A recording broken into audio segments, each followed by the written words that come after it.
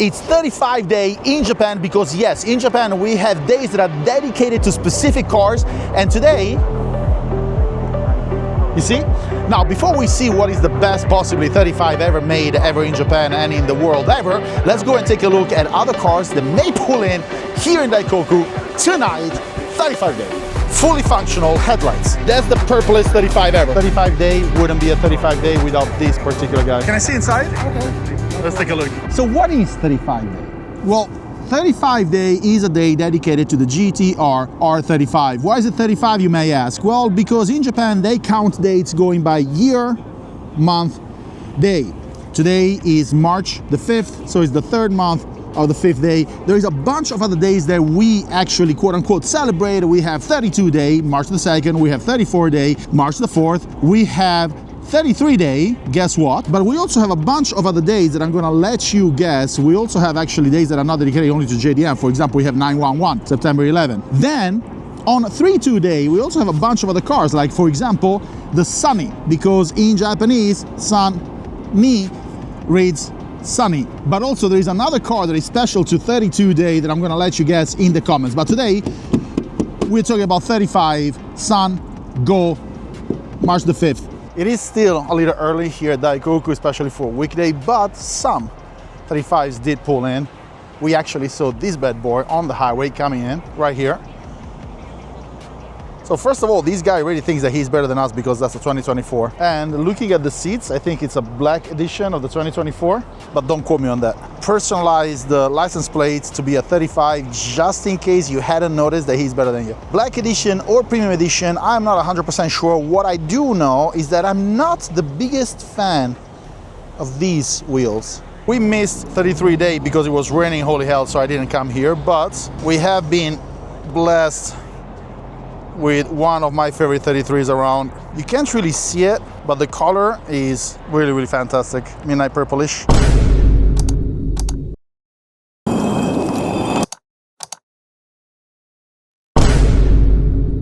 Bro, this is black, not midnight purple, but even after fact-checking myself and knowing that this is black, I still see it purple. Am I tripping? You know, I'm out of here.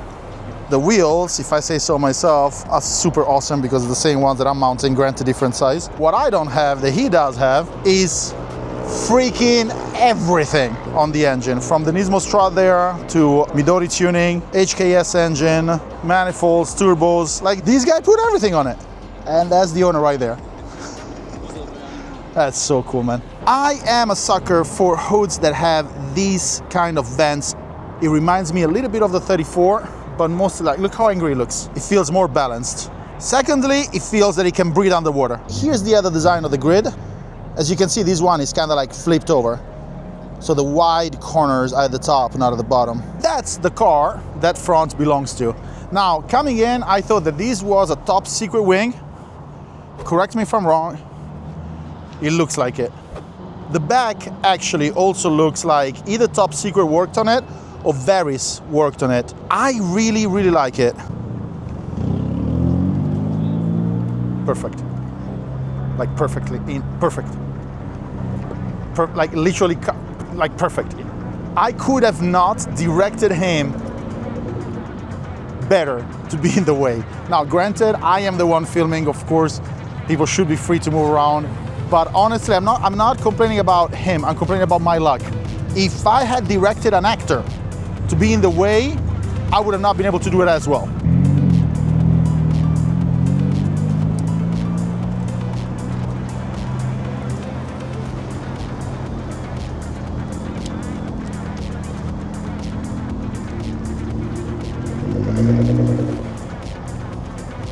Of course, we cannot have 35 day without the purplest 35ist ever that we can find, and that's Nico-san's.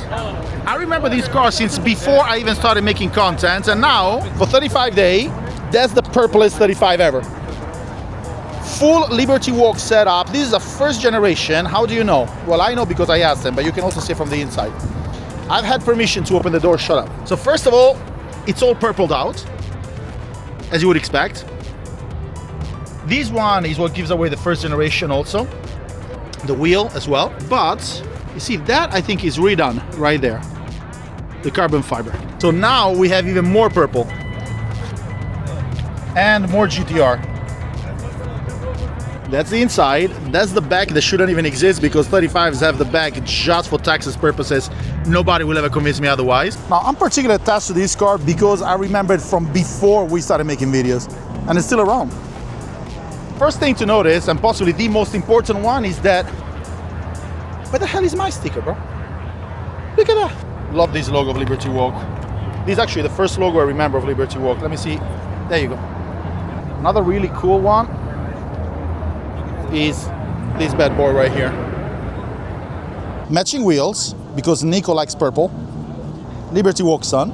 Oh, that's not a 35 for sure, but that's unique. But the reason why I came here actually is this. Yes, this is not a 35. Yes, we're talking about 35s. Yes, these guys are not even GT-Rs. Okay, however, when the OGs come out, you always pay respects.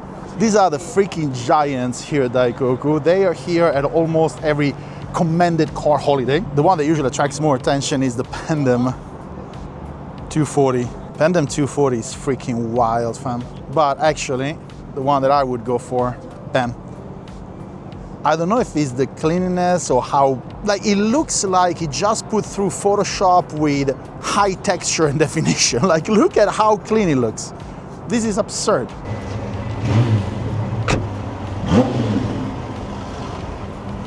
All right, so now we're getting closer to the 35s, but not quite there yet.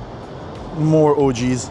All right, finally, for the moment that you have all been expecting, which is introducing the best GT-R 35 that has ever or will ever be built ever in the history of evers. And as you can see, this one comes with two fully functional headlights. Now, this one is a GT-R R35 Track Edition, which is kind of similar to the Black Edition, just better. Different tuning on the engine, different suspensions, different rims. But also, there is one thing that I'm particularly proud about this car, is that it's signed by Tamura-san, Hiroshi Tamura himself. Now, this is one, of course, is not a stock feature of the car. It's not like this usually happens, but I happen to know Tamura-san, and when I got my first 35, I was like, hey, you know what would be cool? If Tamura-san signed it. So I called him up, and he said yes, and he signed it.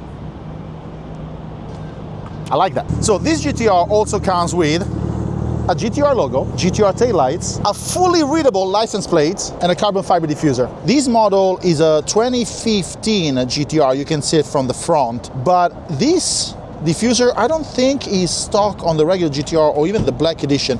Correct me if I'm wrong. You can also see that this one has two exhausts, but also two exhausts there because they like balance. So that's the front of the GT-R. You can see that it's a 2015 because of the shape of this grid right here.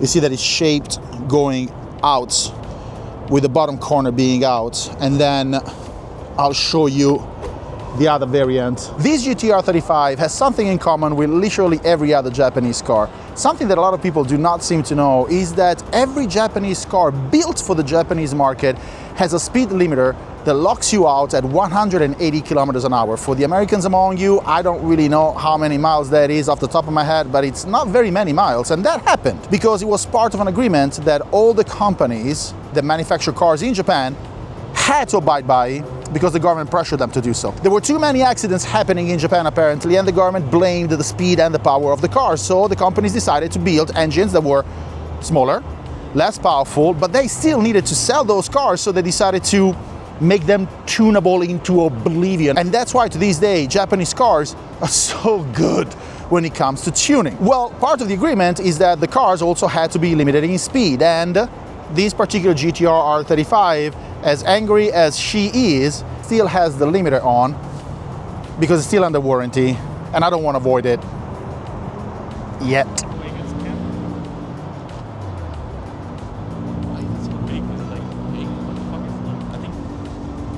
Now, when you see this, you know that's quality.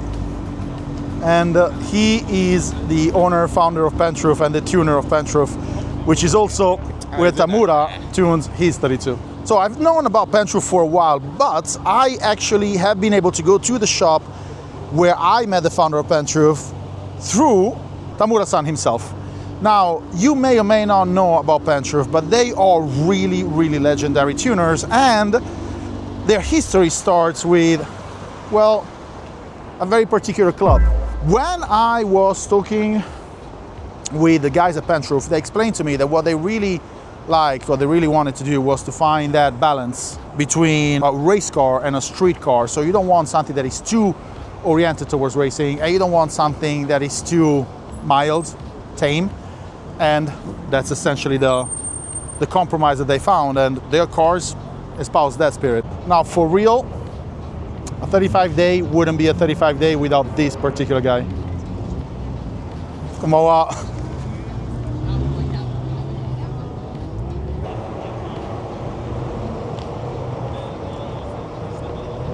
Now, how many of you recognize the man? If you watch my videos, you should.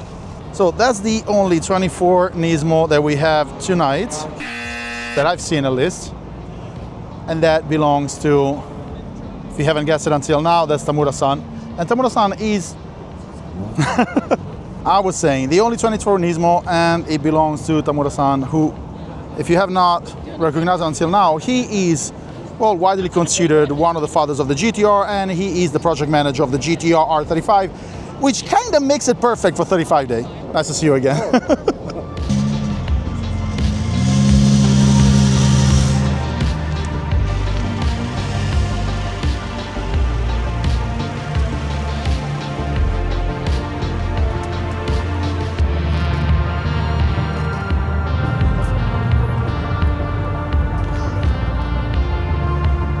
Now you have a whole fleet of 35s. Well, kind of not right next to each other, but boom, I put mine here too because I want to belong.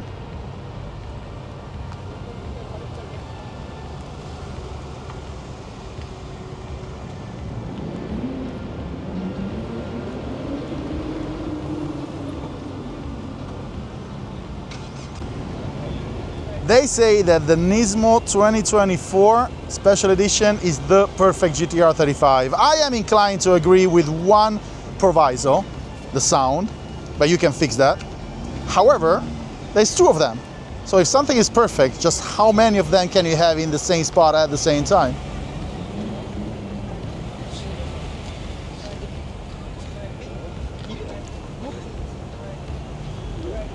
Here you have another 24. But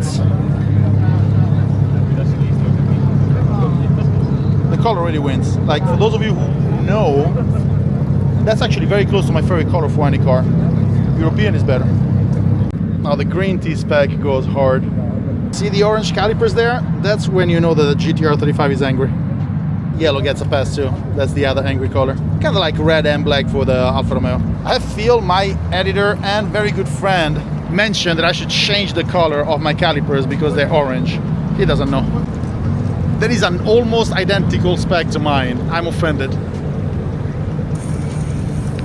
All right, so let's take a look now at the Nismo and why I and many other people think that this is perfect.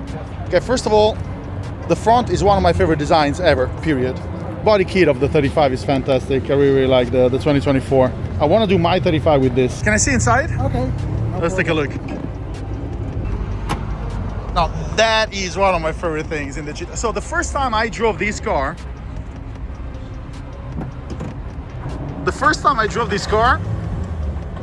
I went all the way to Kyoto with it. And my back was destroyed. It almost killed me. Did they hurt you at one point?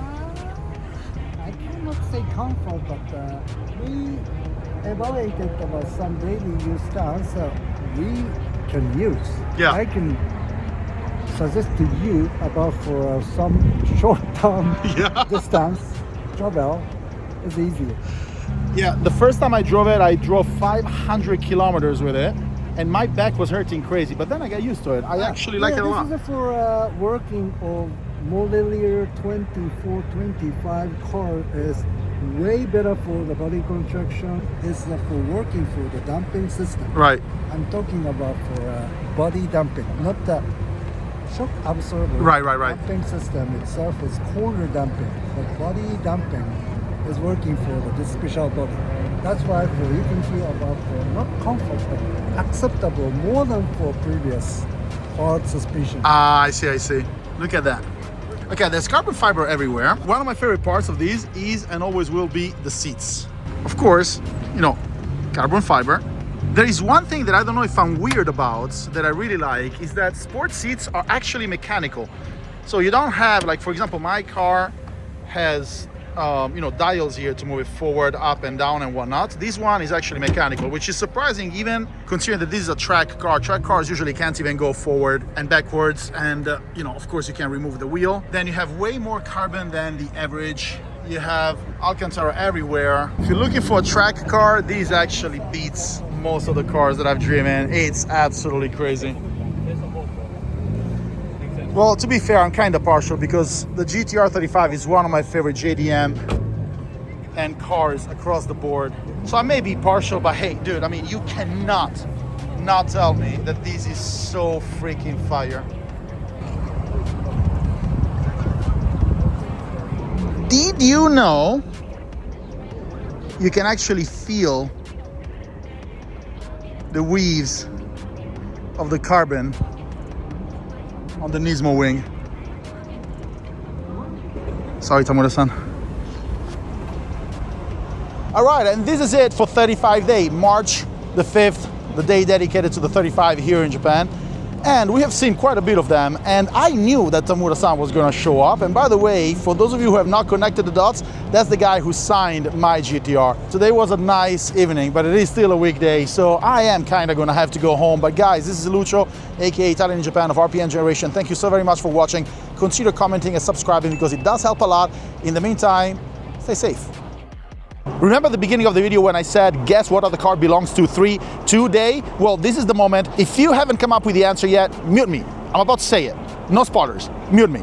For those of you who have come up with a guess, lock it in the comments because I'm about to say it right now. The car is the Mini, as in Mini Cooper. But you would have guessed that only if you speak Japanese really, really well, and even if you do, sometimes it's almost impossible to come up with it because the number 3 in Japanese is read as sun, but it's also read as mi because they have multiple readings. So, san, ni, or mi, ni. Who would have freaking guessed?